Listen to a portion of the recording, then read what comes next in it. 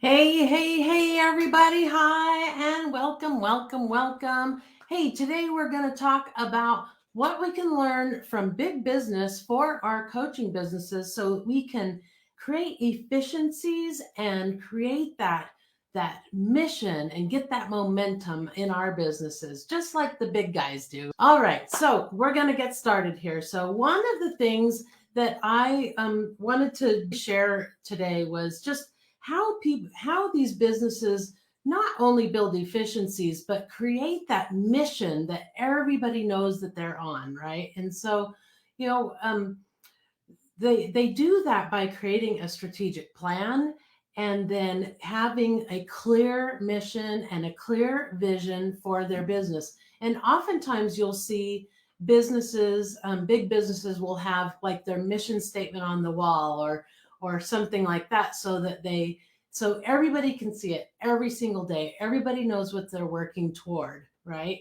And then they do their small piece as part of the larger collective effort that their whole entire company is working on.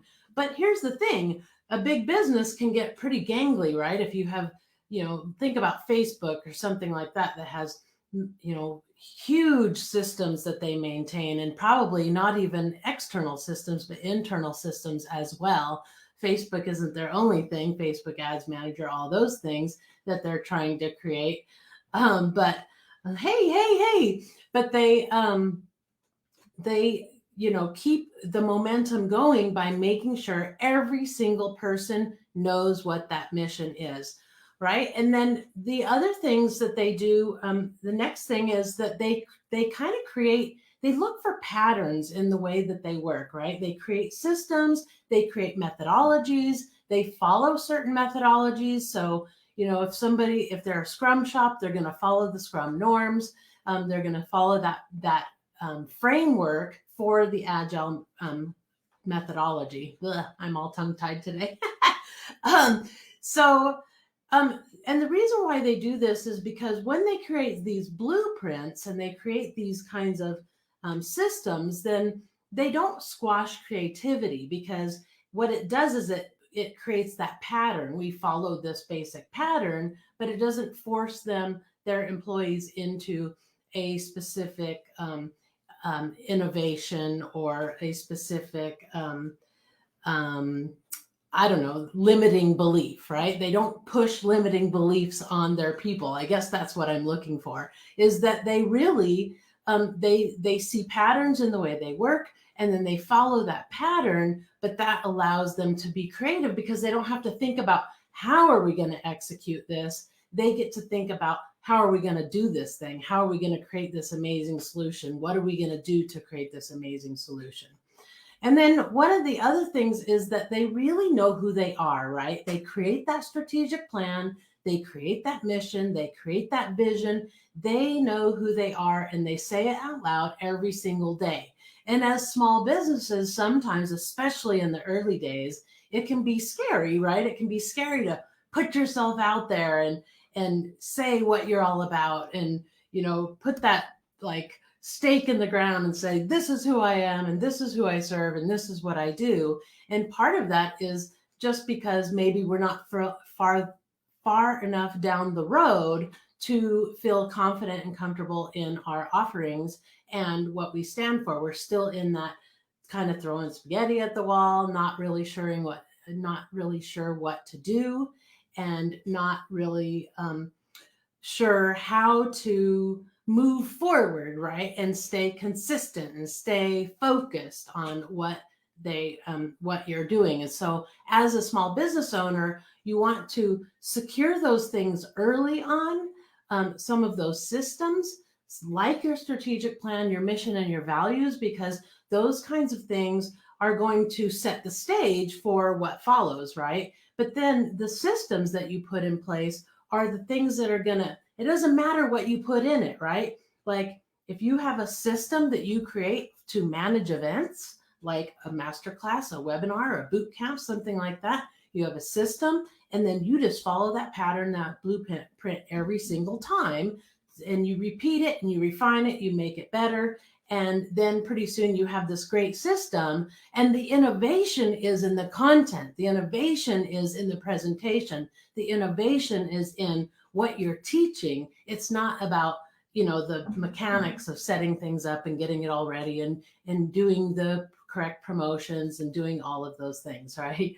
Okay. And then the other thing too, that is, they take risks. They really, they know what they need to do to grow their business, and they take strategic risks, right? They don't, they're calculated risks. They don't just start, being random and throw spaghetti at the wall and run down the next shiny object and all those things, because you know how it is easy for us to do that as entrepreneurs, because there is so much information out there, right? But they are strategic about the risks they take, not just the money that they invest, but also in what they learn, right? They try to stay focused on what they're doing when they learn. That's why I have the Take Charge of Your Learning little mini course that I created, because I want you as an entrepreneur to be able to focus your learning so that you're focused on the right things, and not just like, oh, I'm randomly learning this and I'm randomly learning that. And oh, I was working on, the master class that I want to create, but I got sidetracked with this social media thing because I didn't know how to promote it, right? Those are the things that we want to be more strategic about in learning, so that we can stay focused on the actual goal, which may have been like creating a master class, right? You're creating a master class, you want to promote it, you want to do all those things. So sometimes it's okay to sort of leave that thing aside. Like, okay, maybe you don't know the best way to promote it right now, but you know what to do to promote it. You can send some emails out, and you can do some social media posts and stuff like that, right? You can get on live, you can do these things, you can do whatever you can. But then later, now that you've tried it, now you can start going and looking for that resource that's going to help you refine and get better at promoting your thing, right? Get better at writing headlines for your email, get better at doing social media posts so that they actually create results for you. So you can see how you stay focused on the main task, and you have all these other little side things that you have to do, right? But you can't focus all your attention on learning every single thing to its depth and to its potential all at once. You have to kind of go with the flow and build things. And that's really how IT shops, are, all the time in IT shops. I mean, we would get thrown in learning a brand new language, and we get thrown in, we have to create very complex code when we are just beginners and we don't even know what we're doing, right? So think about that, and we have to pick and choose our battles. We can't sit there and learn, like, let's say we're learning the language of Java, right? The coding language of Java. We can't learn every single facet about Java before we code. We have to code, and then we come up on a problem. We don't know how to code it. We have to Google and search and figure out how to code that particular thing. And that's how we learn. We don't go and often learn on the side and then finally come back and do the thing, right? We do the thing and we learn as we go. And that's really what you have to do as an entrepreneur, right? Because you don't have time to sit there and learn. That's what college is for, right? You go to college, you learn all the things, you kind of apply it in fake scenarios, and then you go out in the world and you have to try to apply everything you learn. But as an entrepreneur, you are applying everything you learn now, and then what you don't learn, you just go fill the gaps, right? You fill the gaps. And that's the difference between like business, actual business, and then, just learning for the sake of learning, like going to college or just being curious. And I know that a lot of times, a lot of my clients are just naturally curious, and they love the research process. And so they can get really caught up in that whole research process because they find it interesting and fascinating, but it delays them so much that then they get discouraged with their business because they aren't making good progress and they're very slow, right? Okay, and then one of the last things I just wanted to say about big business is, they really are good at empowering their employees, different from a government agency in a lot of ways. Government agencies tend to hover, right? They have lots of layers of management, lots of units, lots of things like that. But um, but big business, they tend to empower their employees more. They have a direction and a vision, and then they expect everybody to follow that vision and to do their jobs, right? They hire you to be an expert at project management or whatever. They expect that project manager to do his or her job, right? They don't want to create bottlenecks by saying, oh, everything has to be cleared through me, right? And that's one of the keys to being an entrepreneur, is that you want to set up your systems and all the things you're doing so that you can easily delegate that thing, right? So if you're like just randomly doing things, like let's say you're creating an event, right? And you want to delegate all the email marketing to a VA, or you want to delegate the social media to a VA. Well, if you don't have a system in place, it's going to make it pretty hard. They don't know what the expectation is. So you're going to say, hey, can you promote this event, please, on social media? And they're going to say, okay, just tell me what you want to say, and I'll create it. Well, that doesn't really help you, does it? You want a VA who's going to say, okay, no problem. And then they go look at your sales page, and they go look at your content, and they have access to those things so that they can read through what you're planning to do and what you're doing, and they can extract the information out of there, and then create that content on their own without your input. And I mean, my VA and I are so in sync now. I don't even have to approve anything that she creates for social media. She just knows what to do, and she utilizes all of my content. So it's my words, it's still me, it's still everything that I want to put out there. But we have a system in place that works so well that she knows exactly what to do, and she is empowered to do that. And maybe once in a while she might make a mistake, but it doesn't matter, because I trust her. I trust her initiative. I trust her judgment, and I trust that she has my mission and vision in her head when she creates these things. And I know that it'll all work out in the end. And so that's really the key, guys, to being able to outsource eventually, is to be able to empower your people and to hire people that will take initiative, right? You hire somebody at $10 an hour, they're probably going to make you tell them everything they have to do. They're not even going to take initiative, but if you hire somebody at a higher rate of pay with a little bit more, background, a little bit more education or certification or good experience, and someone who has their own systems in place as well, you can get much, much further along faster when you empower them and you help them be and meet their potential as an employee, and get to be part of it as being part of it and part of this bigger thing, right? That is always one of the things I always loved about being in IT in a big shop like that, is that I was part of something bigger, and it was really exciting. And that's what I want for you, for your business. Is I want you to think of your business as not just you. Your business is this separate entity that is going to be here in 5 years, in 10 years, in 15, 20 years. And so what we're doing today in our business, in the early stages of a business, you're not probably going to be doing those things in 5, 10, 20 years. You're going to be at a higher level, at a more management level, looking at your business from that top level down, and managing things not from the weeds, like, oh, I'm just buried in all these things I have to do, right? You're instead looking at it from the top down and saying, okay, I've got these 5 projects in my radar. I've got to prioritize them. We're going to work on what needs to be done now and what can be waited, what can be parked, all those things. And then, as a CEO, you may have other things that you have to do, like, well, creating content for your coaching clients, and creating content for your social media, creating content for your weekly lives, if you do weekly lives or whatever, right? Plus you'll have financial stuff that you have to take care of. And, there's all these other things. So think about, when you're working, what role you're playing, and then make sure that you're making those decisions about your business from the right place, right? You don't want to make a decision to buy like a $3,000 product when you're doing it from the dev team.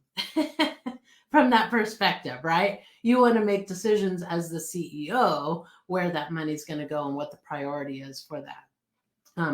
And sometimes when we make decisions when we're buried in our to-do list, we don't make very rational decisions. That's why I stress to my clients all the time to take some time to spend as the CEO of your business. Look at what you're building, look at all the pieces you've built, look at what's missing, and keep forging forward. And that's what big business does, right? They don't go way out of scope. They have a plan, and they only like introduce a second product, when it's time. They only create that iPhone 6 or 10 or 13 or 15 when it's time. They're always iterating through making things better and better and better and better. So think about that. Empower yourself as an employee, right? Because you're wearing all the hats right now, right?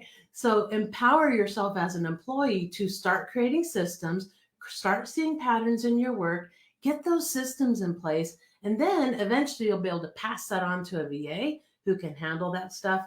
And then you can, get your head back into the bigger and better things, right? So that you're always forging forward, and you're able to delegate all of the things that you don't want to do, or you have a system in place now and it's not worth your time or your money for you to do it. It's worth your time and money for someone else to do it for you.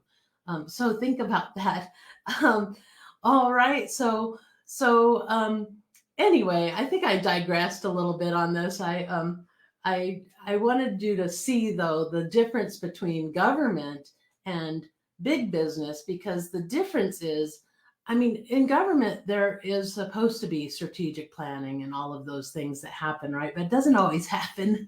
And then in big business, I think that it's more of a central part of how they do business. They aren't just winging it, right? They aren't just like, oh, hurry, do this project, hurry, do that project. With government, you tend to be more guided by laws and things like that. So, when our government makes a law, like today, they usually give you only a certain amount of time to implement that. So it comes down fast. It's got to be done fast, and everybody focuses their attention on that thing, and then everything else goes by the wayside.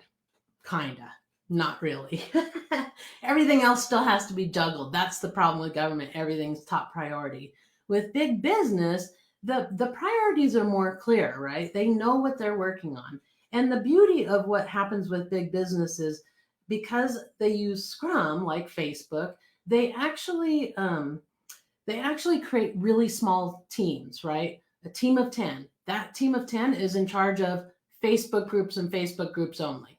That there's another team of 10 that does the personal profile and all that functionality. There's another one that does Facebook ads and all that functionality, right? And so they have these little teams that help them feel more community and more little, but they're part of this larger organization that collectively they're making this huge thing, right? And you're kind of doing that too. If you think about your offer ladder has multi-facets, right? But it should all be in the same line, in that same journey for your clients, right?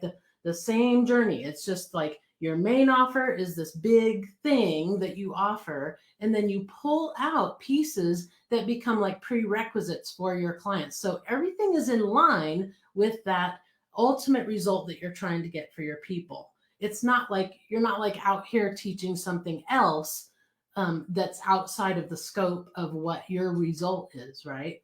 And that's what big business does. They don't get out of scope, right? They stay in scope, they stay focused. Think about your iPhone, right? iPhone 1, they created the iPhone 1. It didn't have a camera. It didn't have a forward-facing camera or flash that helps us take pictures in the dark. But they released that phone anyway, because they do things iteratively. And look at what it is today. It's this massive phone. That first phone that they created, that first phone without the camera and all that, they still sold 1.3 million phones in 6 months. and and now they've sold over 1.3 billion phones. See, and so what they did was they had their eye on the future, not necessarily on the results today. The results today were great, and they wanted a return on investment. They wanted to make some money and generate revenue so they could keep the iPhone project going. Do you see the difference? Like the iPhone project going. That's the way I really want you to think about how you work. You work in projects. It's not just like a whole bunch of tasks unrelated and everything's just overwhelming you. You're working in projects. You might have 5 projects you're working on right now, but and you might have like 30 tasks that you're doing this week, but it's really only 4 or 5 projects or 4 or 5 main things, right? Like creating content, working on a main project, planning an event, something like that. You see what I'm saying? And then systems, all that documentation in the background is just something that you're kind of doing so that you can repeat it, right? So remember the Scrum maturity model, right? The Scrum maturity model is you drive the spike, you try it, you repeat it for stickiness. Once it starts getting better, where you're like, okay, I seem to be repeating the same things over and over, and it's working. It's working. It's natural. It feels good. Then you start documenting it. Then once you get to that documentation point and you're ready to delegate that and get it off your plate, then you might start creating policies and procedures so that everybody's on the same page. They feel free. They aren't afraid. They know what their boundaries are. They know what's expected of them. And then they're free to innovate, right? That's what you want to do for your people. You want to be a great boss, right? Not one of those that's like helicopter boss, who drives everybody crazy. So think about that when you're building, is that you're really building for a bigger purpose, right? You might be creating an event for today, for this month, but you're really building it for a bigger purpose. That bigger purpose is so that you can repeat it, keep it going, make it happen again and again and again, so you can create repeatable revenue, right? And it's easier for you because you've repeated it so many times. You have a system in place of how you do things. And I'm not just talking about the to-do list, the checklist of things to do. I'm talking about when you do it, right? You're coordinating all these tasks that you have to do, right? You don't want to create the Facebook ad a day before your event. You create your Facebook ad, if you're running ads, 4 weeks before, and you start running that. And while those Facebook ads are running, you're doing some of the other things that you need to do to get ready for your event. You see what I'm saying? It's coordination. And that's where project management really comes in. And it's really going to help you to focus your energy in the right places so you're not wasting time, right? And you don't want to, create like the workbook for your event, at 4 weeks beforehand, and delay creating your ad. So because you were working on your workbook and now you didn't get your ad out until 1 week before your event. you don't want to do that, right? So coordinating is part of the entire process of project management, and you don't have time to be a full-time project management. So you want to do things as you go and keep documenting as much as you can, and then keep testing that document to see if it's true and it's really working for you, and then make it policy. You see what I'm saying? All right. So anyway, I blabbed enough. I hope that was helpful, even if I got sidetracked a little bit. I hope that was helpful. Just remember to be the CEO of your business first and foremost, each and every day. Come in with that CEO in mind, that you're making decisions from the CEO perspective. And if the dev team, that hat you're wearing, wants to make those decisions, then they have to clear it with the CEO. So make sure that you're justifying your expenses, and you're keeping yourself and your team focused on the big picture, the long-term vision, and setting up the systems that they're setting up now that will stand the test of time and work for you 5 years from now, 10 years from now, 20 years from now. Because the thing is that when you start looking at things from a project point of view and looking at data and things like that that support, and return on investment and all of those things, it almost becomes like no fail, right? Because it becomes like scientific. If something doesn't work, you just tweak what didn't work and then get it back out there and test it again. And then you tweak what didn't work and get it back out there and test it again. You don't just like, oh, well, that didn't work and just drop it and move on to something else. Of course not. You keep going until that thing meets its potential. And that's where I feel like it almost becomes a no fail, right? Because as long as you're smart, you're wise about how you invest, you stay out of that shiny object syndrome that can cost you thousands and thousands and thousands of dollars, and you stay focused on implementing projects, and those projects are all aligned with how you're going to achieve your goals, then 5 years from now, your business is going to be running like a well-oiled machine, right? It's just going to be a ship that's moving or a plane that's flying, the momentum's going, and you will have predictable revenue coming in each and every month that you can count on, and you know it's going to happen, and you feel confident that you can get a client or you can do whatever you need to do whenever you need to do it, right?